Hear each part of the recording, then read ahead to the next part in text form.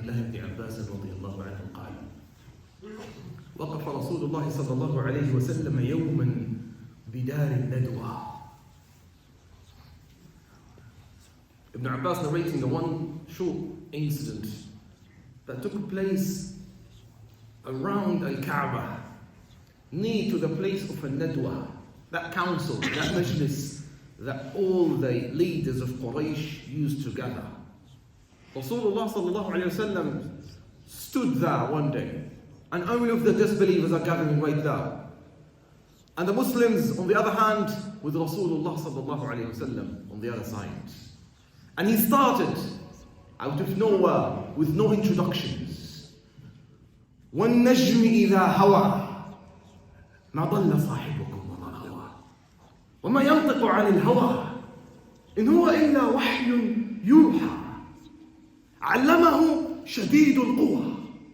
Usually, when Rasulullah sallallahu alayhi wasallam started reciting or reading or bringing out the words of Quran, someone on the spot would interrupt, or would leave, or would call him Ya Majnoon, Ya Sahib, Ya Kahin, whatever call, but they would be distracting.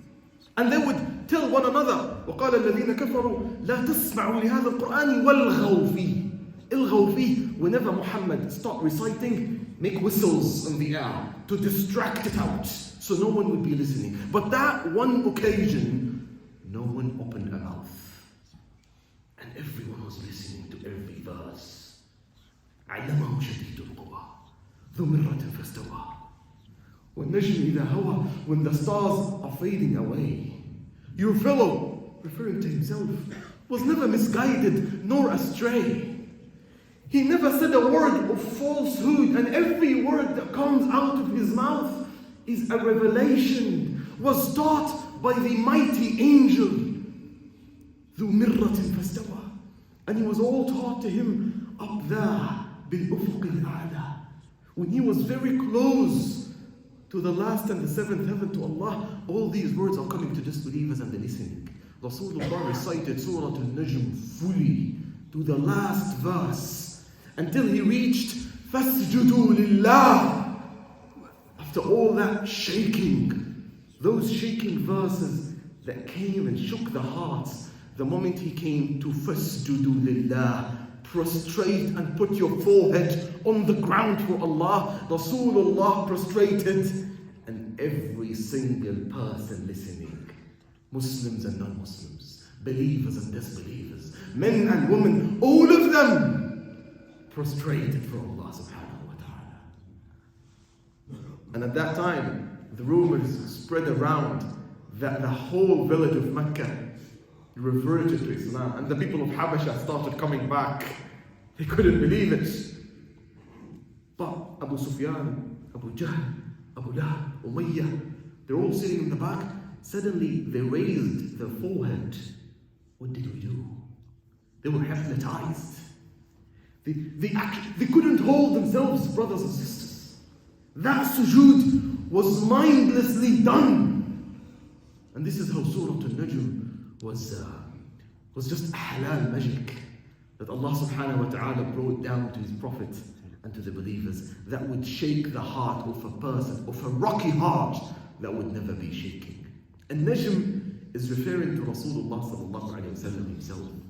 As Arabs, when you mention stars for them, it's not as you mention it for us. If I tell you the stars are empty, that's the heaven, the sky is empty, and there are no stars up there, what would that make any difference in your life? Absolutely not. Who cares about the stars? But when you say the sky is empty of stars to an Arab or a Bedouin, that means he's lost in the desert, and that's not a good day for traveling, because he will certainly be lost in the desert. For them, stars is Google Maps. You don't need the stars today because you got it all on your phone. But for them, if he's in the middle of nowhere, the only way to be guided is the stars. This is why Allah subhanahu wa ta'ala says, وَعَلَامَاتٍ, I've put you signs on heaven. وَبِالنَّجْمِ هُمْ يَهْتَدُونَ. Every step an Arab makes, he would look up there, he would read the stars, and he would find the next step. And Allah is telling you if the stars fade away, what would happen to you? This is exactly your condition. Your sky is starless. You don't have stars in your heart, brother. And Muhammad is coming to you, just like the stars in the sky. Sallallahu alayhi wa sallam. To fill it with guidance, to show you the roadmap, to show you the pathway to the absolute success and tranquility and happiness in this life and the hereafter. Not just that. And Allah starts speaking about the wishful thinking that disbelievers had. Disbelievers said, "In hiya illa hayatuna dunya." I mean, it's just the life we live. And even if we came back to Allah, we're going to spend some days in hellfire, but at the end of it, we will go back to heaven, to paradise. Allah says, أَمْ لِلْإِنسَانِ مَا تَمَنَّى. Wishful thinking doesn't work with Allah. فَلِلَّهِ الْآخِرَةُ وَالْأُولَى. To Allah belongs the beginning and the end. The worldly life and the hereafter. Both of them, whatever you want, is in the hands of Allah. So go back to Him. He is the one that holds your laughter and your tears. Every sadness and happiness in your life, He is the one who causes it. وَأَنَّهُ هُوَ أَضْحَكَ وَأَبْكَى. Every death and life, وَأَنَّهُ هُوَ أَمَاتَ وَأَحْيَا. Every newborn, male or female, every richness and wealthness is coming from Him. وَأَنَّهُ هُوَ أَغْنَى وَأَقْنَى. You know what Allah subhanahu wa ta'ala wants you to do? That every step you make in life, you would look up to the stars. Not the stars, the physical ones in the sky, but the stars in your heart where you would be asking, Ya Allah, what is the next step? Where am I going? How do I take the next step in my life in a way that pleases Allah?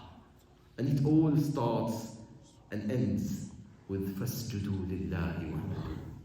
Prostrate and bow down and humble yourself to Allah. And whoever has Allah, he has everything. And whoever loses Allah, he loses everything.